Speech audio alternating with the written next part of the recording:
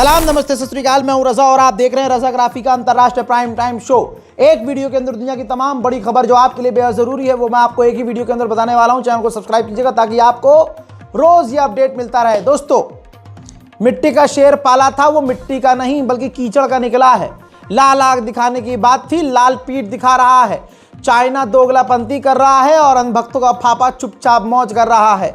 हजरात मोहतरम, अब तो मोदी सरकार की पोल खुल चुकी है। करनी सेना के नेता के बयान के बाद ये क्लियर हो गया है कि जब करनी सेना साफ कह रही है कि हमें सरकार बनानी है, चाहे हमें दिल्ली में ब्लास्ट करना पड़े, चाहे हमें कत्ल करना पड़े, हमें लोगों को मारना पड़े और भाड़ में जाए महिलाएं, भाड़ में जाए पढ़ा लिखा युवा, भाड़ में जाए जनता के। सुनना चाहते हैं? सुन लीजिए। सुनील भाई ने आज हरदा हृदय नगरी हरदा में जो अंजन आंदोलन खड़ा किया है, सभी के सहयोग से हिंदू महासभा का प्रदेश अध्यक्ष विद्यार्थी परिषद होने के नाते, वीर जवानों उठो, अब वो समय आ गया है कि हमें हमारे हक की लड़ाई लड़ना है। हमें तो किसी भी हालत में हमारी सरकार बनाना है, चाहे रुपए का ढेर लगाना पड़े या किसी को मारना पड़े, चाहे दिल्ली में बम कांड करना पड़े, हमें हमारी सरकार बनाना है। हमें कोई मतलब नहीं है किसी से, हमें जीतना है किसी भी हालत में। भाड़ में जाए जनता के मुद्दे, भाड़ में जाए वो माताएं बहनें, भाड़ में जाए वो युवा और भाड़ में जाए वो पढ़े लिखे, हमें कोई मतलब। हाँ, तो ये है भारत का हिंदू समाज और ये है हिंदुओं की मानसिकता। बस मुसलमानों को मारना है और मोदी को बाप बताना है। तो देश के मुद्दे पर कौन बोलेगा? ना इनका बाप बोलेगा, ना ये बोलेंगे। क्यों? क्योंकि भाई साहब, बाप को पता है ना कि मैंने इतने खतरनाक लोग मैदान में छोड़े हैं कि असली मुद्दे वही कह रहे हैं कि नहीं बात करनी है। अब सुनिए, अमेरिका ने थक हार कर भारत को चेतावनी दी है। ये रही अंग्रेजी की रिपोर्ट है। अंडुओं को पढ़ने में दिक्कत होगी, इसलिए उनका बाप हिंदी में समझा रहा है। हजरात, कई सारी रिपोर्ट्स हैं। अमेरिका ने अपनी सालाना रिपोर्ट्स में भारत को चेतावनी दी है कि भारत के लिए चाइना खतरा पैदा कर रहा है, बल्कि चाइना खतरा बन चुका है। अमेरिका के लिए भी चाइना सबसे बड़ा खतरा है, लेकिन भारत के लिए खतरा इसलिए क्योंकि दोनों के बॉर्डर्स मिलते हैं। चाइना ने LOC पर भारत के साथ अपना हालात जो है कंट्रोल किया है, लेकिन दूसरी तरफ भारत को कमजोर करने के लिए चाइना ने सिर्फ 1 साल के अंदर फाइटर जेट भारी मात्रा में दिए हैं, डिफेंस सिस्टम दिए हैं, हथियार दिए हैं।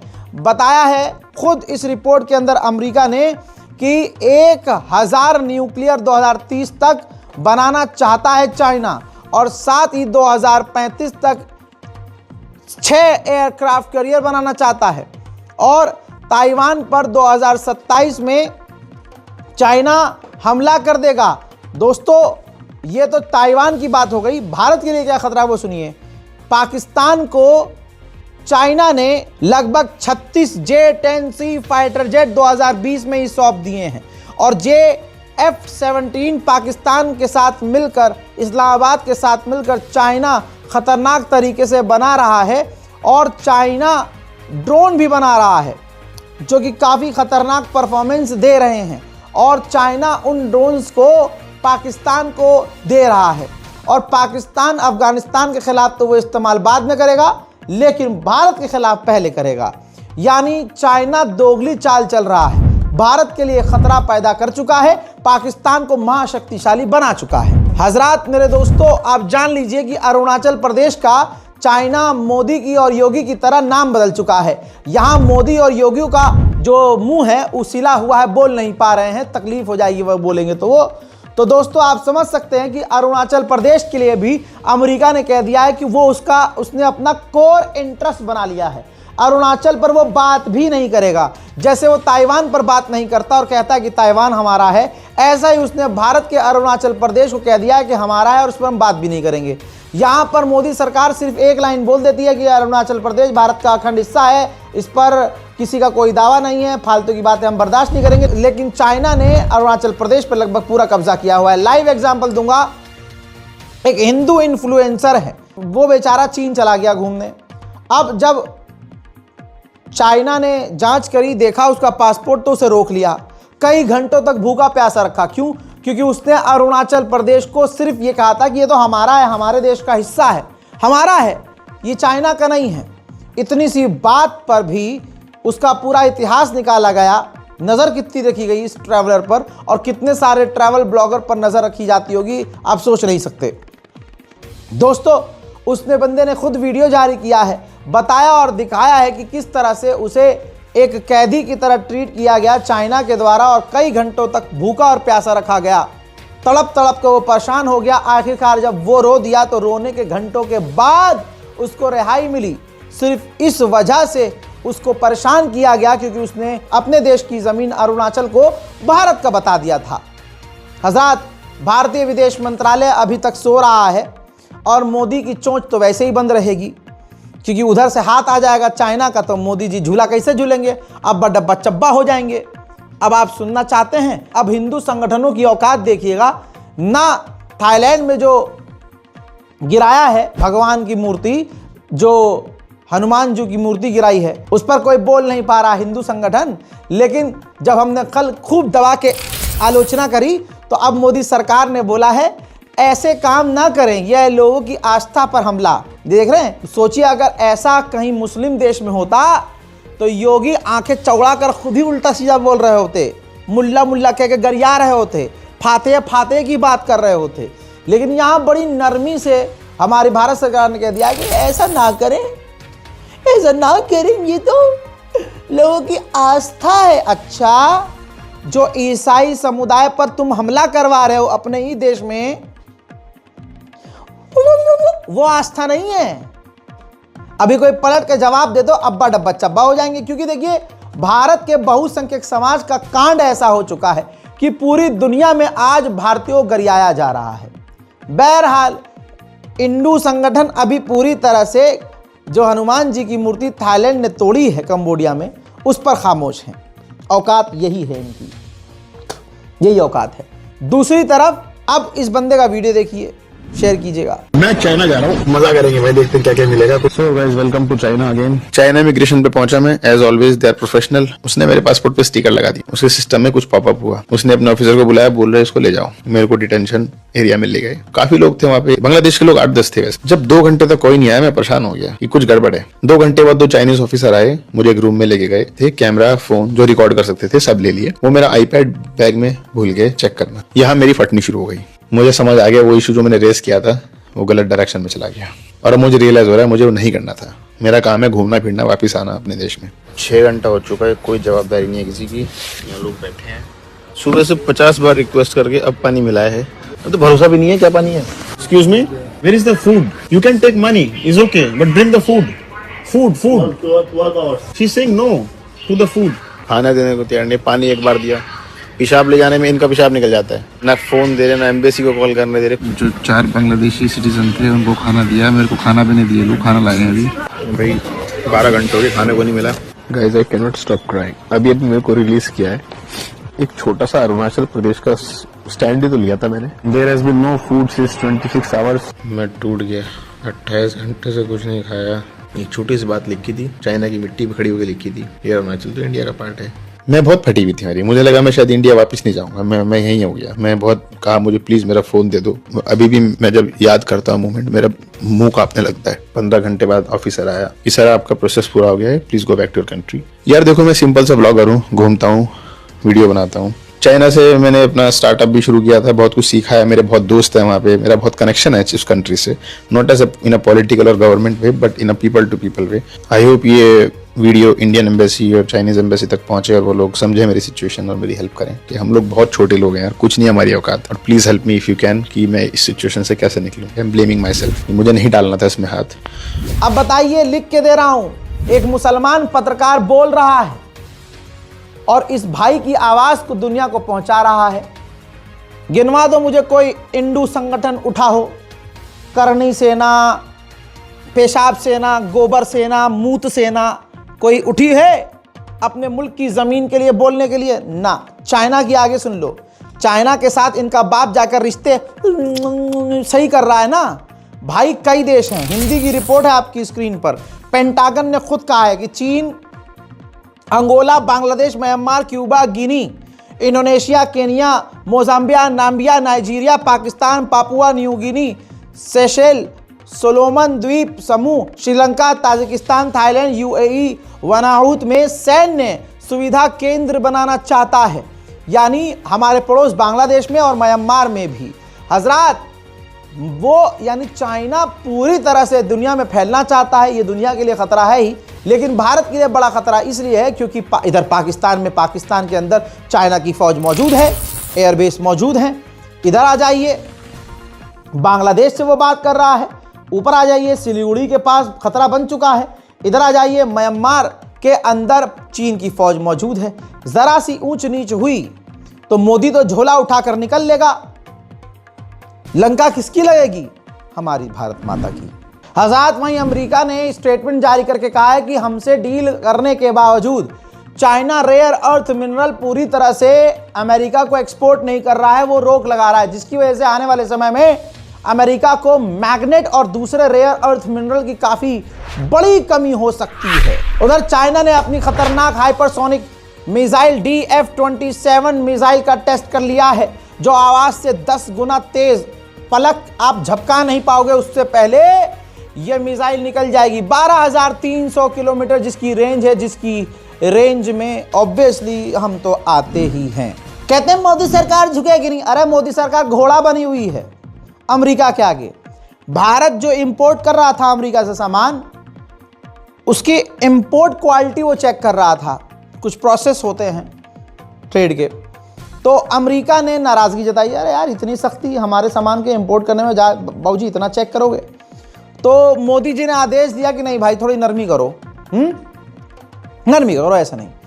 और ये क्यों किया गया? ताकि अमेरिका की नाराज़गी ख़त्म हो और भारत पर जो अमेरिका ने 50% टैरिफ लगाए हैं वो थोड़े तो कम करे। उधर श्रीलंका को भारत ने $450 मिलियन की मदद भेजी है। जो साइक्लोन तूफान बाढ़ आया था श्रीलंका में, उसके लिए राहत भेजी है भारत ने। समझ रहे हो? यहाँ बेरोजगारी है, हिंदू लौंडे लगे हुए हैं रैलियों में जय श्री राम बोल के ईसाइयों पर हमला करने के लिए, मुसलमानों पर हमला कर रहे हैं, और बेरोजगार युवा सड़क पर उतर रहे हैं। तो उत्तर प्रदेश पुलिस चूतड़ पे लट बजा रही है और ये देश का पैसा जो है, हमारे टैक्स का पैसा बांट रहे हैं दूसरी जगह। उधर रूस से बड़ी खुशखबरी आई है, और अगर ऐसा हो जाता है तो भारत की यानी मेरी भी और आपकी भी बल्ले बल्ले है। कैसे? भारत और रशिया फ्री ट्रेड एग्रीमेंट करने की कगार पर हैं। रशिया राजी हो गया है, और अगर ऐसा होता है तो भारत का भी फायदा है और रशिया का भी। उधर अमेरिका तो सबसे भिड़ने के चक्कर में ही है। अमेरिका की सरकार, ट्रंप की सरकार ने 5 यूरोपियन बड़े ऑफिशियल्स पर बैन लगा दिया है, ये कहते हुए कि ये अमेरिका के खिलाफ काम कर रहे हैं, अमेरिका के खिलाफ सेंसरशिप कर रहे हैं। अब इसके बाद जो यूरोपियन देश है, खास की France, Britain, Germany, Europe America पर भड़क गए हैं। हजरात, डोनाल्ड ट्रंप का ये टैरिफ वाला खेल इतिहास में सबसे ज़्यादा फायदेमंद अमेरिका को पहुंचा है। दोस्तों, लगभग 4.3% यानी 4.3% कुछ ही महीने में अमेरिका की जीडीपी में उछाल आ गया है। हजरात मोहतरम, उधर नाइजीरिया में मस्जिद के अंदर, तस्वीर देखिए, मस्जिद के अंदर धमाका हुआ है जिसमें 7 लोगों की शहादत हो गई है।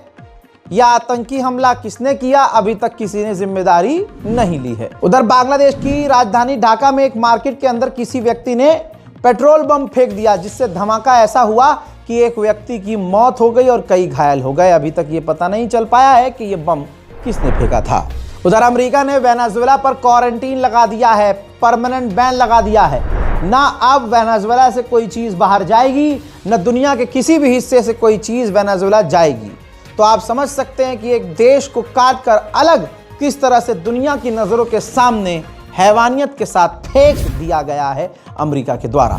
बांग्लादेश का वो स्टूडेंट नेता जिनका नाम हादी है, जिसके मारे जाने का इल्ज़ाम बांग्लादेश ने भारत पर लगाया था, हालांकि वो भारत पर इल्ज़ाम लगाकर कल पलट गया। उस हादी के भाई ने साफ कहा है कि मोहम्मद यूनुस की सरकार ने उनके भाई को कत्ल करवाया ताकि देश में इलेक्शन को डिले किया जा सके।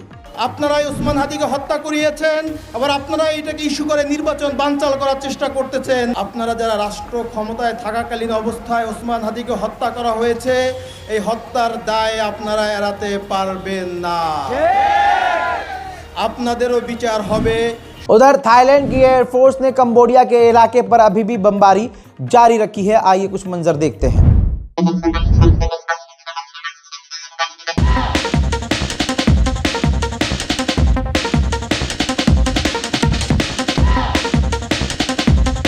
हजरात मोहतरम, इस बमबारी और झड़प के बीच कंबोडिया और थाईलैंड ने हालांकि दूसरी तरफ बातचीत भी शुरू कर दी है।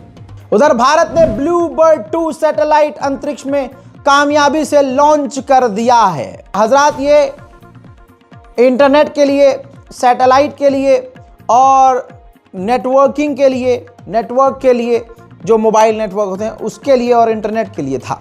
हजरात, सूडान के हालात बिगड़ते जा रहे हैं। कैसे? तस्वीर देखिए।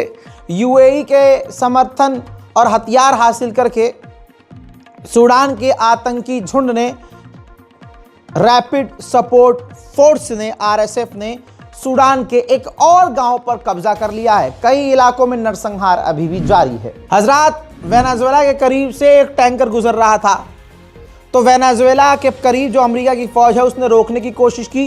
वो जहाज ईरान का था। मेरा कद्दू रुके ईरान किसी के आगे। उसने भले ही रोका ही नहीं, कैप्टन ने जहाज और निकालता रहा। भले ही अमेरिका ने फाइटर जेट उड़ाए, जहाज उड़ाए, ड्रोन उड़ाए, लेकिन भाई ईरान है, उसे कौन रोक पाया? उसे इजराइल नहीं रोक पा रहा। किसी हत्ते आ रहा ईरान। भाई ईरान का वो टैंकर वहां से निकल गया। फिर बौखलाहट में आकर अमेरिका ने आदेश दिया कि वो जो हमारी फौज नहीं रोक पाए उस टैंकर को, वो टैंकर रोकने वाली फौज थोड़ी ना है, वो तो वेनेजुएला से लड़ने के लिए फौज गई है। लिहाजा आदेश दिया है ट्रंप ने, एक नई फौज की टुकड़ी तैयार की जाए जो स्पेशल हो समुद्र में टैंकरों को सीज करने के लिए, और उसको इलाके में भेजा जाए। उधर वेनेजुएला ने कानून बना दिया है, जो भी अपने देश का नागरिक, विदेशी सैनिक और विदेशी किसी जासूस की मदद करेगा उसे 20 साल की सजा सुनाई जाएगी। हजरात, अफ्रीका का एक देश है गाना, वहां का एक आदमी, तस्वीर आपके सामने है, अपने आप को नूह बता रहा है। इबोह नूह, इसने अपना नाम रखा है इबोह नूह। दोस्तों, इसने ऐलान किया है कि मैं नूह हूं, हजरते नूह है ये भाई। ऐलान किया इसने और कहा है कि दिसंबर 25 के बाद एक बड़ा तूफान आने वाला है।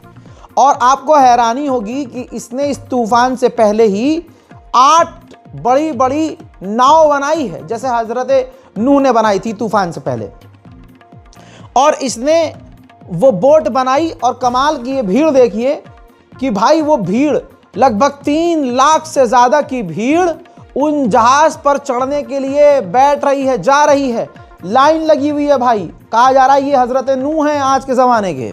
हाँ, हैरान हो रहे हैं ना, ये कलयुग है भैया। देखिए तो सही क्या हो रहा है। और तो और लोग अपना घर बार बेचकर पैसा इकट्ठा करके उस जहाज़ की टिकट खरीद रहे हैं और जहाज़ पे अपना सारा सामान लेके जा रहे हैं।